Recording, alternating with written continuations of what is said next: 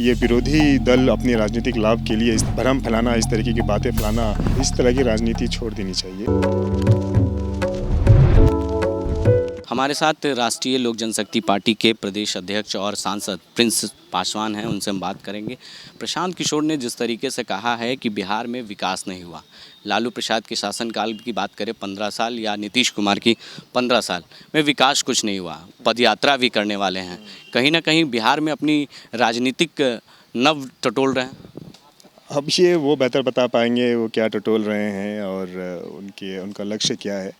लेकिन पहले 15 साल बनिस्बत अभी के 15 साल में कार्य हुआ है, विकास हुआ है। ये बोलने की प्रमाणित करने की ज़रूरत नहीं है, ये दिखता है। लेकिन उन्होंने सीधे तौर पर कहा है कि 15 साल में कुछ भी नहीं हुआ, तो क्या इसको किस तरीके से आप देखते हैं, आपकी पार्टी किस अब देखिए, अब सभी लोग स्वतंत्र हैं अपनी अपनी बातों को रखने के लिए, कोई कुछ भी कह सकता है, उस पर किसी को रोका तो नहीं जा सकता। लेकिन 3000 किलोमीटर पैदल यात्रा करेंगे, उसके बाद वो पार्टी बनाएंगे, तो क्या इससे लगता है, क्या माने जाए? उनका वो स्वतंत्र हैं, वो 3000 5000 किलोमीटर जितना भी चलना चाहें वो स्वतंत्र हैं। ये कोई भी कर सकता है। उन्होंने कहा है कि गांधी ने भी चंपारण से शुरुआत की थी, हम भी शुरुआत वहीं से करेंगे, तो क्या इसके? अब वही बता पाएंगे बेहतर, इस पे हम ज़्यादा कुछ टिप्पणी नहीं करना चाहेंगे। लेकिन सीए एनआरसी फिर से लागू होने की बात गृह मंत्री ने कहा है कि इसको फिर से लागू किया जाए, इसको आपकी पार्टी किस रूप में देखती है? देखिए, हमारे पार्टी का बिल्कुल इसमें समर्थन है कि जो भी अवैध तरीके से हमारे देश में रह रहे हैं उनको नहीं रहने दिया जाए, और लेकिन जो हमारे नागरिक हैं, जो जिनकी भी सिटीजनशिप इंडियन सिटीजनशिप है, इस पे कोई आंच किसी पे भी प्रश्नवाचक चिन्ह नहीं लगने वाला है।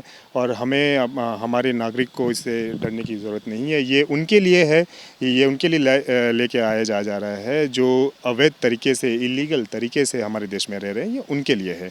लेकिन जिस ये कानून नागरिकता देने के लिए है, लेने के लिए नहीं है, ये समझने की ज़रूरत है।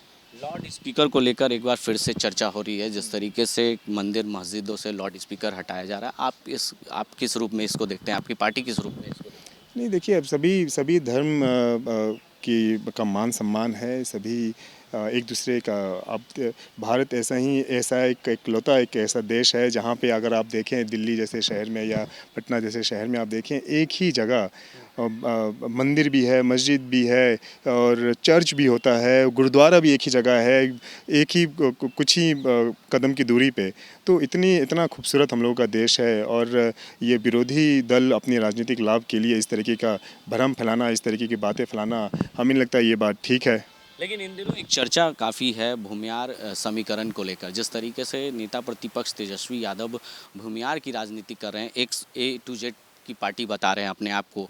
एक वक्त में लालू प्रसाद यादव ने कहा था कि भूरा बाल साफ करो, उसको किस रूप में देखते हैं? इन दिनों भूमियार कार्ड जो है राजद खेल रही है, कहीं ना कहीं वो विधान परिषद के चुनाव में ये देखने को भी मिला। और देखिए, हमें ये लगता है, एक युवा होने का नाते हमें लगता है कि अब इस तरह की राजनीति छोड़ देनी चाहिए।